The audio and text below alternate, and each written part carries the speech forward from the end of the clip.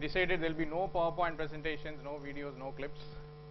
The bad news is I can actually see you sleeping. Gentlemen here. So, wake up, one more thing, then you can go back home. So, one thing which a lot of people when they come to Chennai first time is always, you ask them like, what is the one thing which is always worrying you, really you're afraid of? They always say, auto, very afraid of the auto is big problem. So, when you walk into an auto, I'm going to share a little secret after which you will not be afraid of the Chennai auto wala anymore. If you get into any auto in Chennai, usually you'll see this little thing called, you can zoom in on this, Bodyguard Munishwarar Thunai. You walk into any auto anywhere in Chennai, you will see this sentence right on top. Okay. So I was also quite curious. So I have this Auto Raman, who's my local neighborhood auto wala. I said, what is this Bodyguard Munishwarar? He said, like, sir, it's a secret. Don't tell anybody. There's a small Munishwarar, very small temple on the way to Central Station. Okay. All the auto walas, as soon as they get their registration in RTO, you will see long row of autos and trucks right next to Central Station, and they go and put this little thing on their auto, and just like Superman when he goes to a planet and gets superhuman powers, so that is how your auto man, once he puts this on, the auto man becomes Superman, and then lorry, truck, bus, metro, whatever comes, he can fly through Chennai. Okay, so that's a little secret. So basically, since the topic of the day was accepting differences, that's why I thought like maybe I'll dress up in a t-shirt and a lungi and a dhoti and see whether TED will accept, somebody, you are supposed to dress very formal to be in TED. So incidentally, like eFarm, this is a company which we found. We work with farmers, we work with truck drivers, we work with sabji walas. There's a Coimbatore, a big sabji mandi right next door. If you go there, this is the formal dress they wear, a banyan and a lungi. Okay, so I am dressed formal with respect to my industry, so that is what I want to project today. And today I am not going to bore you about the marketing side of eFarm, what eFarm is. Interestingly, what I want to talk today in TED is the making of eFarm. Typically in a Jackie Chan movie, you really see at the end of the movie, you'll always see this making of that movie, where he falls from the top and breaks his legs and all that. So we're going to share some secrets about behind the scenes of eFarm. Why did we start this company? Why this company? So to start with, first of all, one common question everybody asks is like, you were in the IT. So thanks to the introducer, he said, you were in IIT Kharagpur, you did this, you went abroad, you worked for the IT industry for 12 years.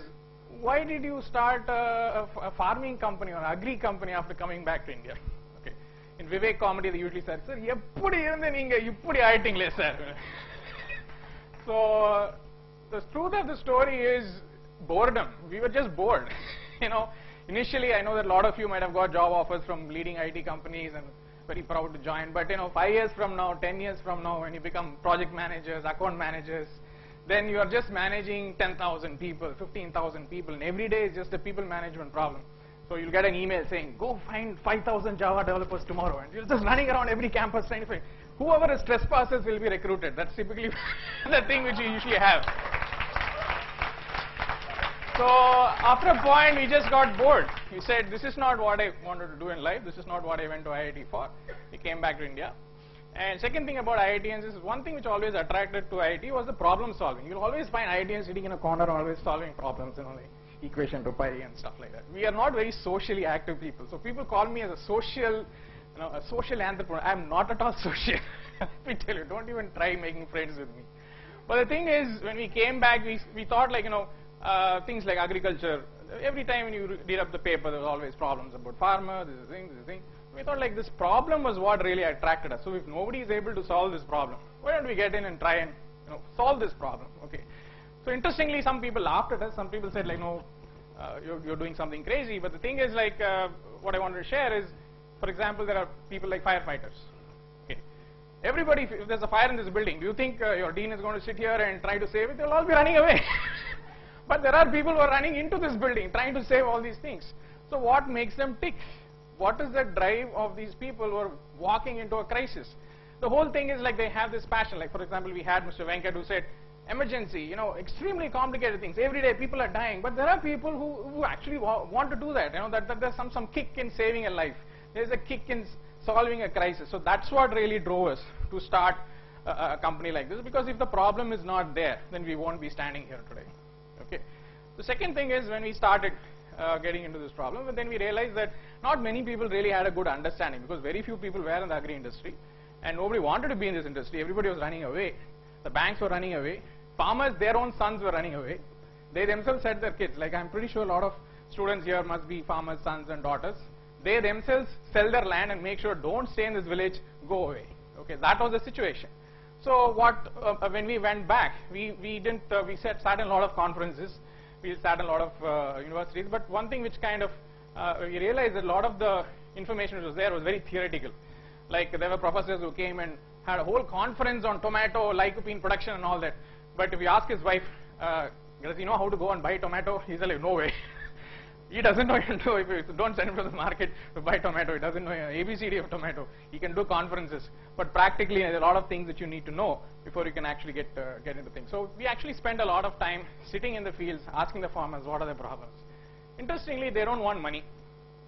A lot of people think, like even yesterday, the finance minister said more debts, more loans to the farmer. Actually, farmers don't want money. What they want is marketing support, day in and day out, every day, because most of the time the farmers are too busy. They don't even come to any conferences. If you go to the field and ask him, what is the number one problem for you? They say, help me sell the product. Because selling a product, especially a perishable product, like vegetables and farm produce, is extremely difficult. You can't expect a farmer to just run around and go around everywhere and try to sell. That is their number one problem. Second is labor. They don't have anybody to even harvest. So most of the time they do this harvest. Like yesterday there was a news that Bihar has had a fantastic record production of potatoes. Second question is, who's going to harvest them? So just wait another week, they're going to come back and say, oh, all the prices of potato in Bihar has fallen down. Because there's nobody going to harvest them, and who's going to eat all the potatoes? It has to come down somewhere else. So the whole supply chain is where we saw the biggest problem is. So then we spent a lot of time with the truck drivers. Why is it a problem for them? Most of the time the trucks, the organized players are not in this industry at all. So usually you'll only find the sardars and the local guys running the trucks. So when they run, they're also not organized. They also have middlemen and people working with them. So they run from one place to another. So that's why you'll see usually if you just drive along Vadaparani this side, you'll see a lot of trucks just parked waiting for business, because they don't know where the return business is going to come. So sometimes 2 days, 3 days, they're just waiting. So one day they'll go from Madurai to Coimbatore, next day from Coimbatore to Bihar, then from Bihar to Nasik, from Nasik to Rishikesh, and all over India. So typically a trucker's life is also extremely chaotic. That is why you'll see a very strange correlation between AIDS and truck drivers. Why are they promoting condoms to truck drivers? This is the reason. And if you really sit with the truck driver and say, if I have a simple way by which I can go from my hometown is Chennai, I go to Madurai and come back to Chennai, I don't need to do this. And I can do it cheaper, and I can, because most of the time the return journey they have to do it empty, so they have to double charge the farmer. So that is why the transport costs are also pretty high. So then we came to the city. Interestingly, the sabjiwala, like the person who actually goes to the Coimbatore market every day at 3 o'clock, comes back and sits in near a house and sells a vegetable. Their lifestyle, most people don't know. Everybody thinks they're making a lot of money. But actually, interestingly, there was Chellamma who was right next to my to her house for 40-50 years, right from my grandmother's day, since I was a kid. She has been delivering vegetables, fruits and everything. And she was really the person who literally brought me up, because all the food I ate was because she was going to the Coimbatore market every day and getting this stuff back. So we used to spend a lot of time with her, the sabjiwalas, the dabbawalas, trying to understand how the underbelly of India really works. And that is how we made the model. So the eFarm model, if you really truly say, we can't have a patent on it, because hundreds of people like Chellammas and Munusamis and Mayandis have actually contributed to what we are today. So it is a very, very ground up, grassroots kind of thing. So when we went to the banks or the universities or investors with this model, they all laughed at it, because this is very unconventional. There is no need for, because they are all saying cold storages and things like that, which are very Western concepts. Whereas we were talking about just-in-time delivery, like what the dabbawalas were doing. A world-class delivery system organized by 5,000 uneducated people. They are delivering lunch tiffin boxes every single day, 2 lakh dabbas, with not one dabba missed, for over 120 years. And that is the most fantastic distribution mechanism you ever need. Better than the Dells, better than the Walmarts of the world. Why are we not taking that and adapting it to the Indian industry? The thing is, sometimes as Indians, we don't respect our own technologies or our own importance or what we have learned. Okay. Another thing, very classically people say, oh, we have to go to Israel to learn something. We have to go to America to learn about the America was discovered by mistake. If you look at your history lessons, Columbus was supposed to come to Trivandrum, to Kerala, to buy our cardamom and spices. He missed completely and went West Indies. That's why they are called West Indians, and we are East Indians. Okay, that whole country would not have been discovered, and we were doing agriculture for 5,000 years. You read Mohenjo-daro civilization, Harappa civilization. We were doing agriculture when their ancestors were, running in trees. Okay, so why are we going to the Americans and the Europeans and trying to learn agriculture from them? Our forefathers were doing organic for 10,000 years, and suddenly there is a big fad, organic. Okay, because before 40 years, everything was organic. Where were the fertilizers? Who brought the fertilizers into India? It was the Western countries which introduced fertilizer into India. So our own traditions we have forgotten. Okay, so that is why we said, okay, let's stay away from the conventional thought process, and we picked up a model. Once we decided the model, we started doing it. We do the pilots and all that. It was quite interesting. Chennai was literally our test ground. We started in a boot car. We used to sell in the beach side. If some of you have done walking on the beach side, would have seen us. Then we sold on the street side. Then we got a little funds, and we started our own operation. That's how we grew. Another interesting problem we got stumped was people. Okay, the idea is great, fantastic. Who would want to join an agri company? Not any of you, right? Because who actually joins the agriculture department in any college? Be frank.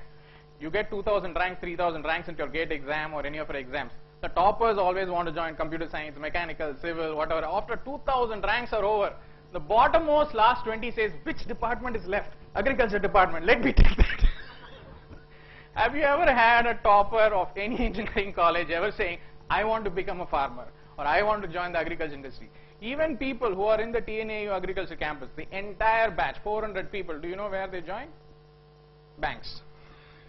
All your loan officers are all agriculture graduates or BSc graduates, because they all want an easy life. Nobody wants to go back to a tough industry where it is very challenging, because there are no successful agricultural companies. And frankly speaking, agriculture is not even treated like an industry anymore. If you look at the economic budget, it's only an expense. So many crores, just give it to them, forget about it. It is not even seen as something which is supposed to give you back even principal. So how do you work in such an environment? So interestingly, a lot of students applied as interns because they wanted to at least get an experience of this, or at least like a startup experience is always good in your resume. So at least like later on you can get a job. It doesn't matter. So we use that little ploy. So we had a lot of free labor, and a lot of the colleges in Chennai, the interns, even from SRM, we had a few interns who come and work with us. So literally the whole project, we spliced it into 2-month small projects. So which was literally for the last 3 years. We have survived completely with just interns working from colleges in and around various parts of India. And now we have international interns. We have 2 French people. So we are a multinational intern working for eFarm. So that way, then we also, interestingly, like you saw a dance performance earlier in the afternoon.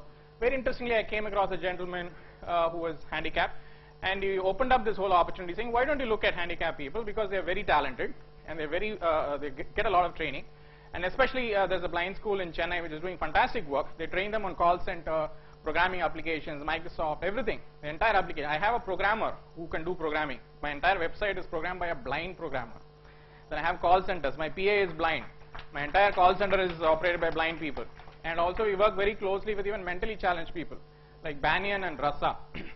Because if you take the entire agri industry and break it down into small tasks like sorting, grading, weighing, putting it into a crate, loading it, this can be done by anybody. Zero skill. On one side you have IT industry coming up and saying, there's a report which was published saying, oh, employability of Tamil Nadu is only 20%. That's bullshit. No, everybody is employable. It's just that you don't know how to utilize their skills.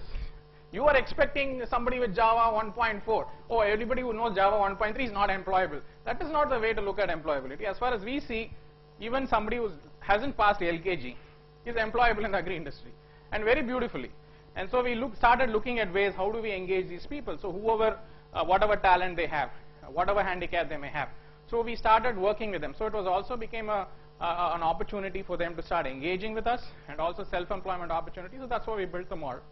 And slowly along the way, we also built a technology platform. So initially we were working only in Chennai, then we got funded, then investors came, then I said, why don't you make it scalable? Then now we are working on a technology platform where basically the farmers' problems have been very simple. Marketing. They want more buyers. Then they want to have suppliers. They want to contact if they want seeds and supplies. It's a very big pain to kind of find out who the best guys are. Then labor, how to contact labor. And of course transport. So interestingly, in other industries, these problems have been solved very nicely by technology. Like for example, Bharat Matrimony.